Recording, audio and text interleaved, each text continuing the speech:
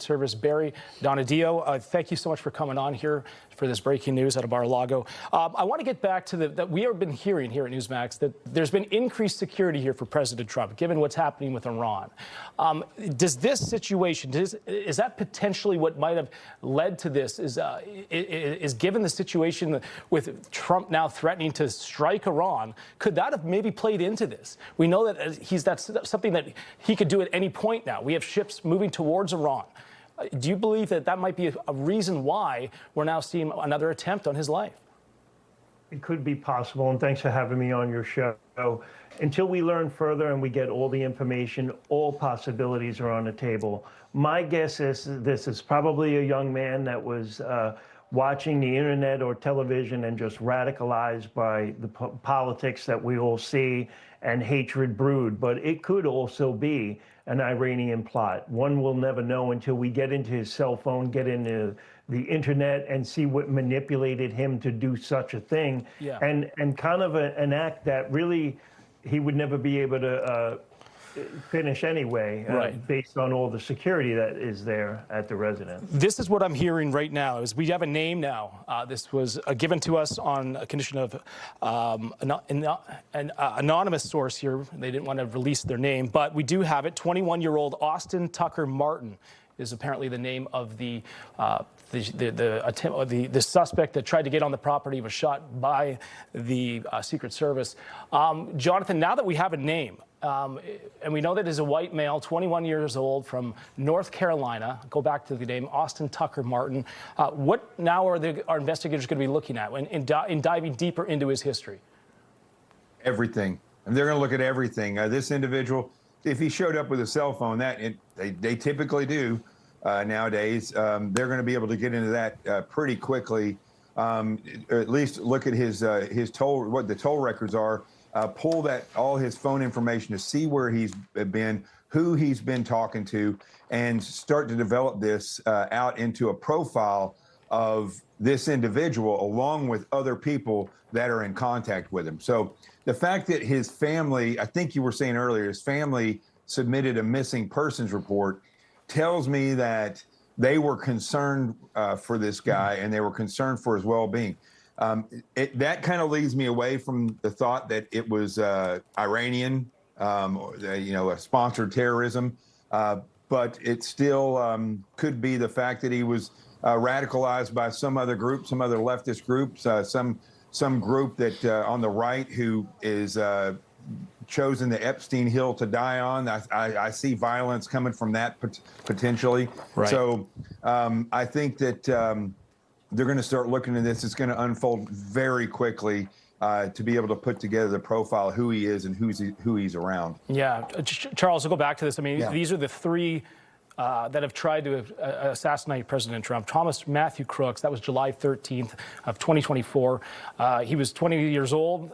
Crooks, he fired multiple shots at Trump. That was from the campaign rally. He was on the roof there in Butler, Pennsylvania. Then there's Ryan Wesley Ruth. This one, September 15th, 2024. He attempted to assassinate Trump at Trump International Golf Course. He was then spotted by the Secret Service with a rifle. The note was revealed to attempt to assassinate Trump. And now we go to today, February 22nd. And you've got Austin Tucker Martin, 21 years old, still learning a little bit more about his background, but he's from North Carolina. And he was shot and killed here now by Secret Service. But he has had a shotgun and a gas canister as well. But given those three that I just rattled off there, I want to go back to Jonathan on this. What it speaks out to you when you look at these shooters? Is there a trend between them? Well, we did see the guy in Colorado that used basically a flamethrower to shoot old people and Molotov cocktails with fire. So fire is increasing. We've seen it with Antifa, where they've tried to burn buildings down and neighborhoods down, so they've used fire.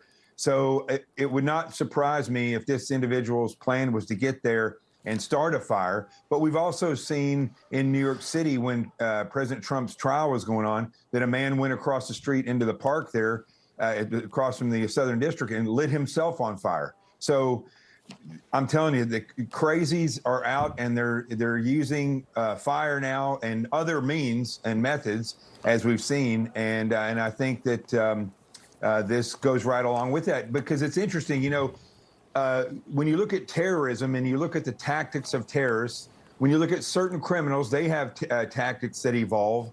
And when you look at communities or societies where you're having this type of brainwashing and mental issues, and you have an increase in crime, their tactics also become very similar. You look at all these shooters or people carving things on their magazines or writing things on their guns.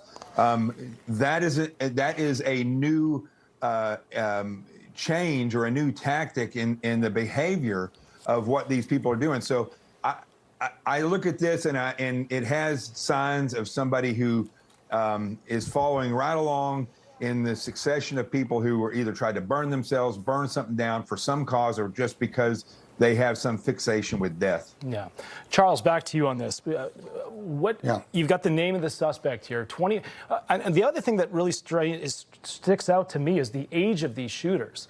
Thomas Crooks was 20 years old. Austin Tucker Martin, 21 years old, aside from Ryan Ruth, who was 58. But, I mean, these are young men that are trying to take out the president.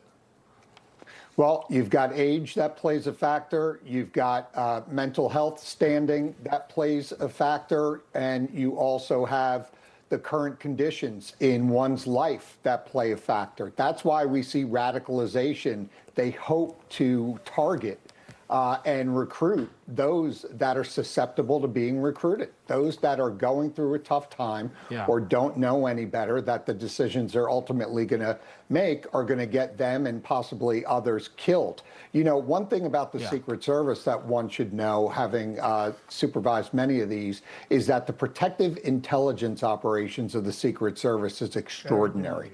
The Secret Service goes out on every single threat made against one of its protectees. There is no choice in the matter. They are going to dispatch agents to interview and find whoever those people are that are making the threats. As a result, now that we have a name, we should expect to hear from the Secret Service whether or not this individual had previously come to the attention of the Secret Service in the protective intelligence context. That will tell us a lot. That will tell us if he was a known person to the Secret Service, if they had made contact with this individual or the family prior. Right. Yeah. Barry, I want to bring Barry Donadio back into the conversation here. Tell me about what questions linger in your mind with this investigation. What sticks out to you? Well, the same question that everybody else is asking. How did he get in?